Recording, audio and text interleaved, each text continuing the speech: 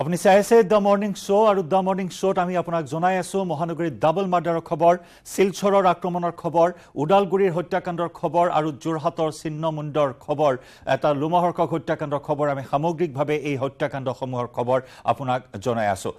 আমি যদি শিলচৰৰ প্ৰসংগলৈ আহো, শিলচৰত এগৰাকী বৃদ্ধাই কেনেদৰে নিজৰ পুত্ৰ বোৱাৰীক আক্ৰমণ কৰিছে। অন কেমেৰা চোকা দা হাতত লৈ প্ৰথমে বোৱাৰীক আক্ৰমণ, পুত্ৰক আক্ৰমণ, সন্মুখত 2 বছৰীয়া নাতিৰ সন্মুখত এই বৰ্বৰ জঘন্য আক্ৰমণ, অমানৱীয় ঘটনা সংঘটিত হৈছে শিলচৰত। ইতিমধ্যেই 2 আক্ৰমণকাৰী মাতৃ আৰু কনিষ্ঠ ভাতৃক গ্ৰেপ্তাৰ কৰা হৈছে। আমি অনিৰুদ্ধ জানিব বিচাৰিম এই ঘটনাৰ পূৰ্বেও এনেকুৱা ধৰণৰ ঘটনা সংঘটিত হৈছিল নেকি, যেহেতু সম্পত্তিকেন্দ্ৰিক বিবাদ আছিল। পূৰ্বৰ পৰাই মাতৃয়ে হত্যাৰ ভাবুকি দিছিল নেকি পুত্ৰ বোৱাৰীক? কাৰণ যিদৰে আক্ৰমণ কৰিছে, এক প্ৰকাৰ হত্যাকাণ্ড সংঘটিত কৰিবলৈ যেন সাজু হৈ আহিছিল হাতত চোকা দা লৈ বৃদ্ধা মাতৃয়ে। ঠিক কথা কৈছে জয়ন্ত। এনেদৰে যেটো আমি দেখিছোঁ, দৃশ্য যেটো দেখিছোঁ, দাও লৈ আহিছিলে পুতেক লৈ, আৰু সেই লগতে মাতৃজনকে যেতিয়া আক্ৰমণ আৰম্ভ কৰিছে, কথা হ'ল এই গড়খন গোটেই গড়খনৰ পজিশ্যনটো বিচাৰিছিলে, যিটোৰ কাৰণে ডাঙৰ ল'ৰাটো কৈছে যে আমি নিদিওঁ। আৰু সেই তাৰপিছত এই আৰ্গুমেণ্টৰ পিছত আৰম্ভ হৈছিলে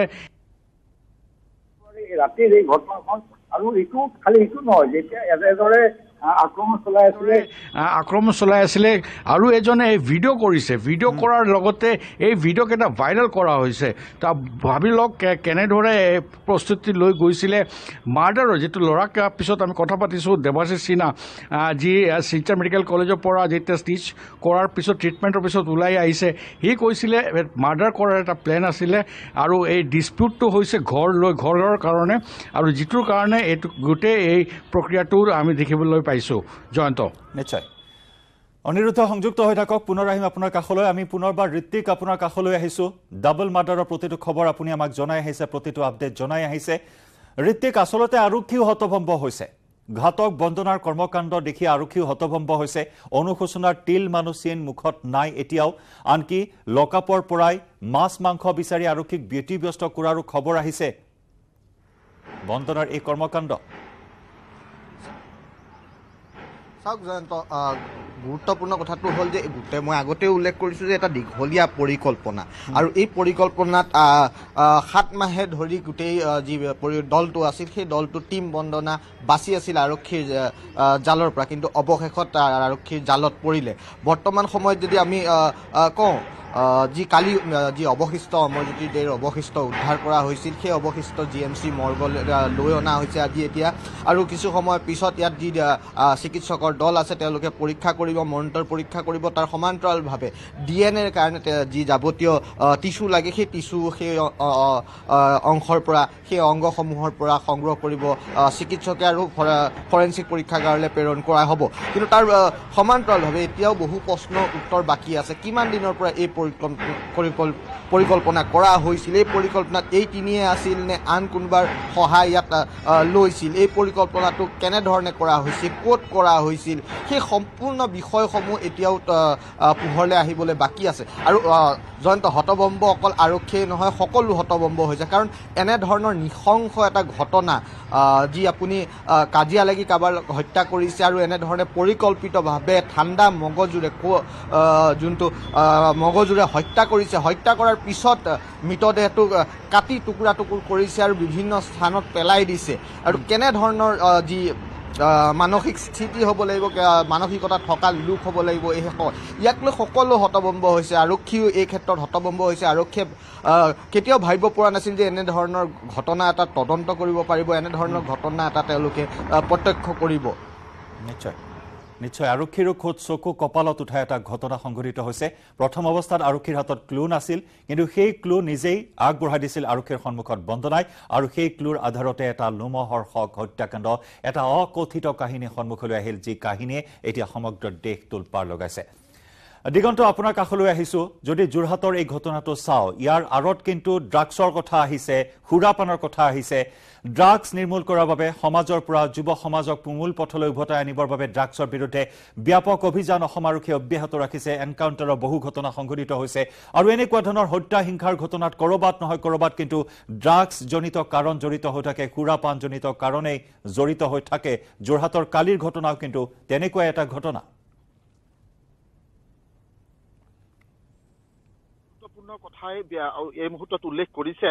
যেহেতু এই কথাখিনি কিন্তু চৰ্চা কৰাৰ প্ৰয়োজনীয়তা আহি পৰিছে যদি আপুনি চাই গুৱাহাটীৰ যিটো ঘটনা সেইটো ঘটনা হৈছে শীতল মস্তিষ্কৰে পৰিকল্পিত এটা ঘটনা আৰু সমান্তৰালভাৱে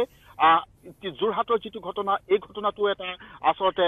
নিচাৰ যি আচলতে প্ৰয়োভৰ তাক লৈ এই ঘটনা বুলি সন্দেহ কৰিব পাৰি আৰু এই ঘটনাবিলাকৰ আঁৰত কি কথা লুকাই আছে যদি কৰবাত সম্পত্তিৰ লালসা কৰবাত যদি ধন সম্পত্তিৰ লালসা কৰবাত নাৰীজনিত ঘটনা বা কৰবাত এই যি আচলতে নিজকে হেবিট কৰি দিছে নিজকে শেষ কৰি দিয়া ড্ৰাগছ সেৱন কৰি শেষ কৰি দিয়াৰ যি হেবিট আৰু তাৰ বিপৰীতে এনে ঘটনা নভবাদি চিন্তা কৰি দিয়ে আৰু এই ঘটনাবিলাক কেতিয়া নিৰ্মূল হ'ব এই বিষয়বিলাক কিন্তু আলোচনা হোৱাৰ প্ৰয়োজন আছে আৰু যদি আপুনি চাই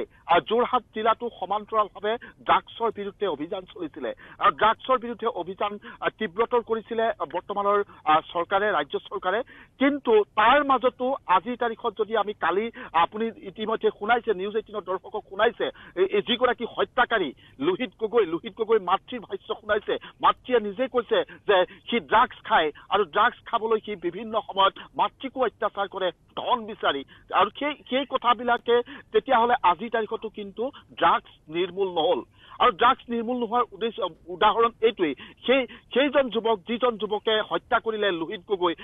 পেছাত এগৰাকী ট্ৰাক চালক ট্ৰাক চলাই যিকেইটা পইচা পায় সেই টকাৰে তেওঁ ড্ৰাগছ কিনে আৰু ঘৰত যিহেতু কণ্টেইনাৰ উদ্ধাৰ হৈছে খালী কণ্টেইনাৰে হওক বা চিৰিঞ্জ উদ্ধাৰ হৈছে যিসমূহ ড্ৰাগছ ল'বৰ কাৰণে ব্যৱহাৰ কৰা হয় আৰু তাৰ পৰিণতিত এই এনেধৰণৰ সমাজৰ সামাজিক অত্যন্ত এটা ব্যাধি হিচাপে বিবেচিত এনেধৰণৰ ঘটনা সংঘটিত হৈছে ক'ৰবাত মহিলাক অশালীন ব্যৱহাৰ কৰিছে ক'ৰবাত আচলতে তেনে এক ঘটনা সংঘটিত হৈছে ক'ৰবাত হত্যা সংঘটিত হৈছে আৰু এই এনেধৰণৰ ঘটনাবিলাক সংঘটিত হৈছে আজি যিটো ঘটনা যোৱা নিশা যিটো ঘটনা সংঘটিত হ'ল এই ঘটনাটোৰ ইতিমধ্যে আৰক্ষীয়ে তন্নতন্ত্ৰকৈ তদন্ত আৰম্ভ কৰিছে যিহেতু কালি প্ৰাৰম্ভিক পৰ্যায়তে প্ৰাথমিক যি তদন্ত সেই তদন্ততেই ইতিমধ্যে মই কৈছোৱেই যে ড্ৰাগছৰ খালী কণ্টেইনাৰ লাভ কৰিছে আৰু কিয় হত্যা কৰিলে ইতিমধ্যে ঘৰখনলৈ আহিছিলো আহি পাওঁতে তেওঁলোকে এটা কথা কৈছে যে যিজন যুৱক হত্যাৰ বলি হ'ল ফাই চাউৰায়ো সুৰা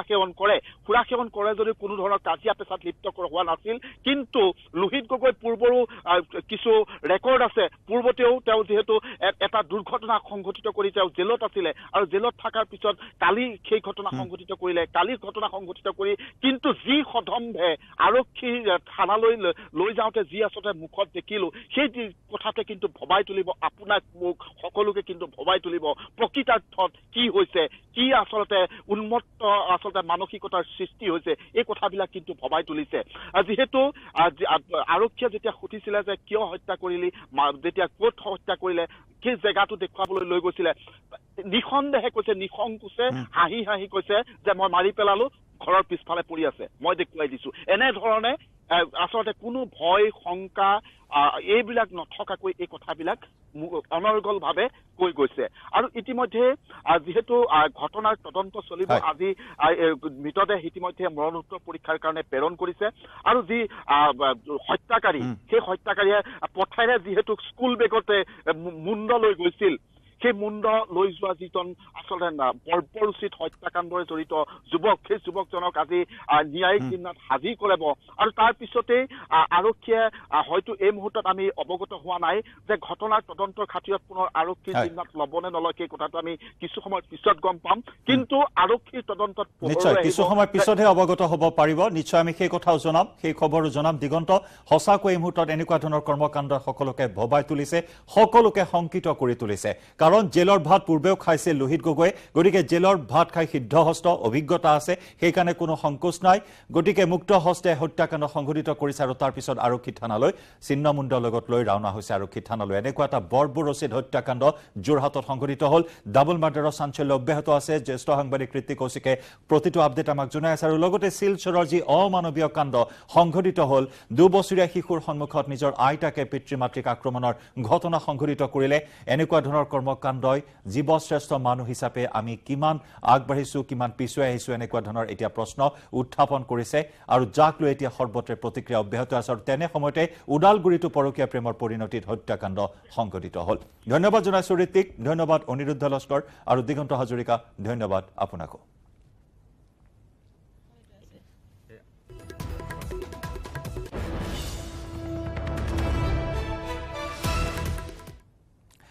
বাতৰি পৰৱৰ্তী অংশলৈ যোৱাৰ পূৰ্বে লৈছো আন এটি সমূহ বাণিজ্যিক বিৰতি কেৱল ষ্ট্ৰং নহয় মাইথান ষ্ট্ৰং মাইথান ষ্টীল নিৰ্মাণৰ মানদণ্ড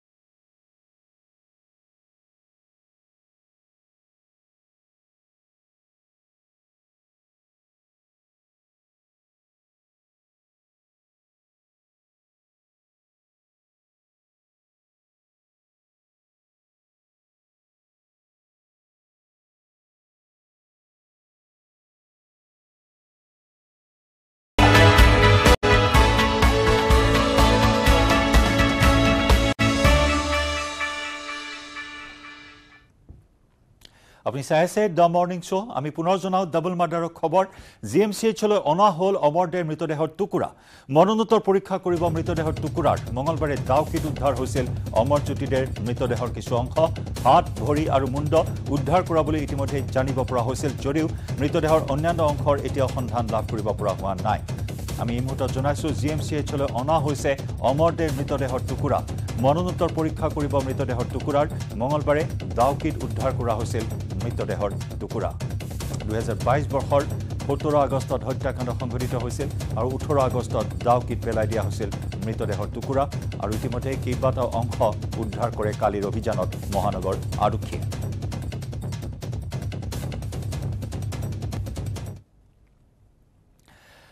আজি শপত গ্ৰহণ কৰিব অসমৰ নৱনিযুক্ত ৰাজ্যপাল গুলাব চান্দ কাটাৰিয়াই শপত গ্ৰহণৰ প্ৰাক মুহূৰ্তত শক্তিপীঠ মা কামাখ্যা ধামত ৰাজ্যপালগৰাকী উপস্থিত হৈ মা কামাখ্যা শ্ৰী চৰণত পূজা অৰ্চনা আগবঢ়ালে পৰিয়ালসহ মাৰ আশীষ গ্ৰহণ কৰে ৰাজ্যপালগৰাকীয়ে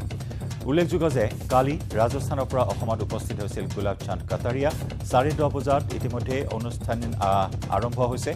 আৰু ক্ষন্তেক সময়ৰ পিছতে শপত গ্ৰহণ অনুষ্ঠানত অংশগ্ৰহণ কৰিব গুলাব চান্দ কাটাৰিয়াই শ্ৰীমন্ত শংকৰদেৱ কলাক্ষেত্ৰত শপত গ্ৰহণ অনুষ্ঠানৰ আয়োজন কৰা হৈছে ইতিমধ্যে শপত গ্ৰহণ অনুষ্ঠানত উপস্থিত হৈছে গৈ মুখ্যমন্ত্ৰী ডক্টৰ হিমন্ত বিশ্ব শৰ্মা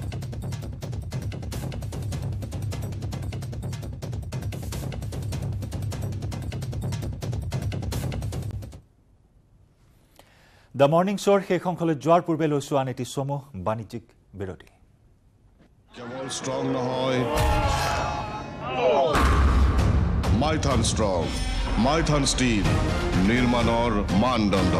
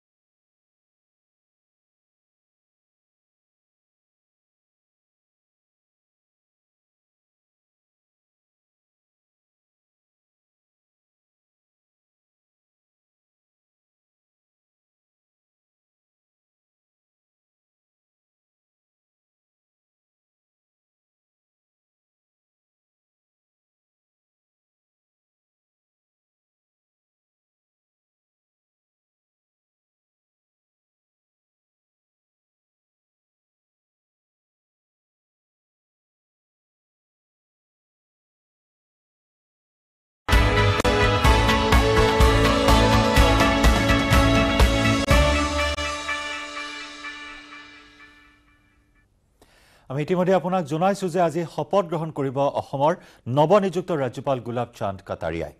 শ্ৰীমন্ত শংকৰদেৱ কলাক্ষেত্ৰত শপত গ্ৰহণ অনুষ্ঠান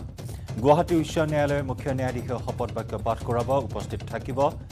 ৰাজ্যৰ মুখ্যমন্ত্ৰী ডক্টৰ হিমন্ত বিশ্ব শৰ্মা ইতিমধ্যে শ্ৰীমন্ত শংকৰদেৱ কলাক্ষেত্ৰত উপস্থিত হৈছে মুখ্যমন্ত্ৰী ডক্টৰ শৰ্মা নতুন ৰাজ্যপাল হিচাপে আজি গুলাব চান্দ কাটাৰিয়াই শপত গ্ৰহণ কৰিব আমি আগবঢ়াইছো পোনপটীয়া সম্প্ৰচাৰ শ্ৰীমন্ত শংকৰদেৱ কলাক্ষেত্ৰৰ পৰা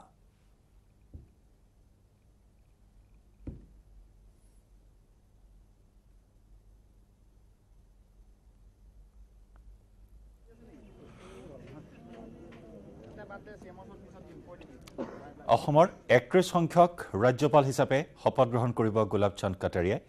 কালিয়ে তেওঁ ৰাজস্থানৰ পৰা আহি অসমত উপস্থিত হয় গুৱাহাটীত উপস্থিত হয় আজি পুৱাৰ ভাগত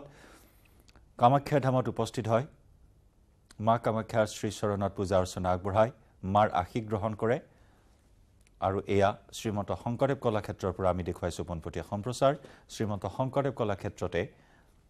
ৰাজ্যৰ 31 সংখ্যক ৰাজ্যপাল হিচাপে শপত গ্ৰহণ কৰিব গুলাব চান্দ কাটাৰিয়াই শপত বাক্য পাঠ কৰাব গুৱাহাটী উচ্চ ন্যায়ালয়ৰ মুখ্য ন্যায়াধীশে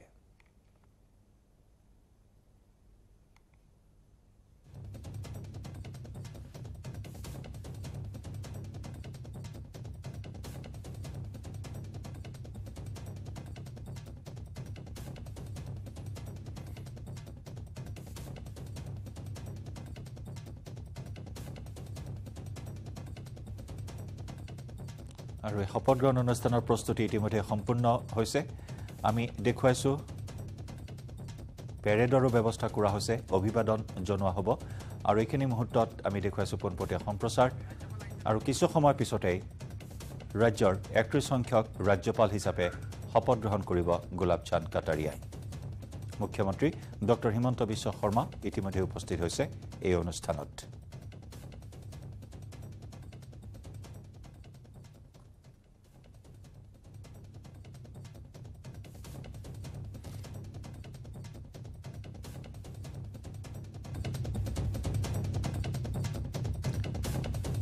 কালি উপস্থিত হোৱাৰ সময়ত বৰঝাৰ বিমানবন্দৰত আদৰণি জনোৱা হয় গুলাব চান্দ কাটাৰিয়া মন্ত্ৰী চন্দ্ৰমোহন পাটোৱাৰী ৰাজ্যিক বিজেপিৰ সভাপতি ভৱেশ কলিতাই আদৰণি জনায় আজি পুৱা মা কামাখ্যাৰ আশীষ লোৱাৰ পিছত এয়া শ্ৰীমন্ত শংকৰদেৱ কলাক্ষেত্ৰত ৰাজ্যপাল হিচাপে শপত বাক্য পাঠ কৰিব গুলাব চান্দ কাটাৰিয়াই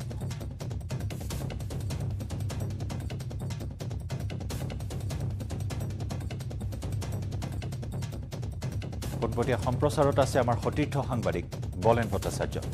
বলেন আমি জানিব বিচাৰিম কিমান সময়ত আনুষ্ঠানিকভাৱে শপত গ্ৰহণ কৰিব আৰু প্ৰস্তুতি কেনেকুৱা এইখিনি মুহূৰ্তত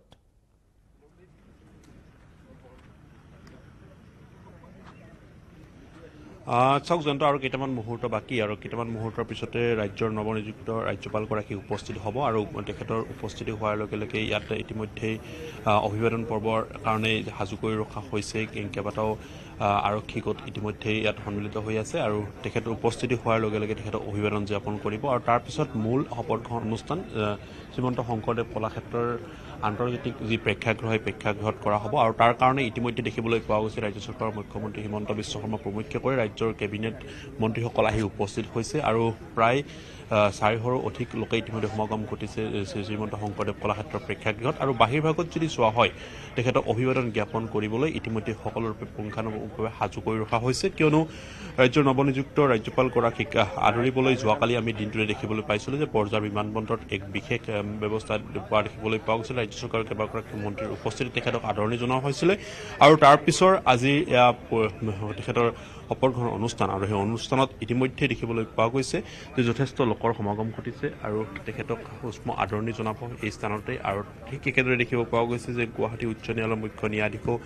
যিহেতুকে শপত বাক্য পাঠ কৰাব গতিকে তেখেতৰ আহি ইতিমধ্যে উপস্থিত হৈছেহি আৰু কেইটামান মুহূৰ্ত আমি অপেক্ষা কৰিব লাগিব আৰু কেইটামান মুহূৰ্তৰ পিছতে ৰাজ্যৰ নৱনিযুক্ত ৰাজ্যপাল গোপাল চান্দ কাটাৰিয়াক তেখেতক আদৰি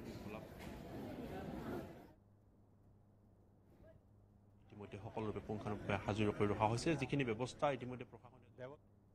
হৈছে আৰু কেইটামান মুহূৰ্তৰ পাছতেই শপত গ্ৰহণ কৰিব ৰাজ্যৰ 31 সংখ্যক ৰাজ্যপাল হিচাপে গোলাপ চান্দ কাটাৰিয়াই আমি পোনপটীয়া সম্প্ৰচাৰ অব্যাহত ৰাখিম বলেন কিছু সময় আমি বিদায় লৈছো আৰু ইয়াৰ সৈতে সময় হ'ল দ্য মৰ্নিং শ্ব'ৰ পৰা বিদায় লোৱাৰ নমস্কাৰ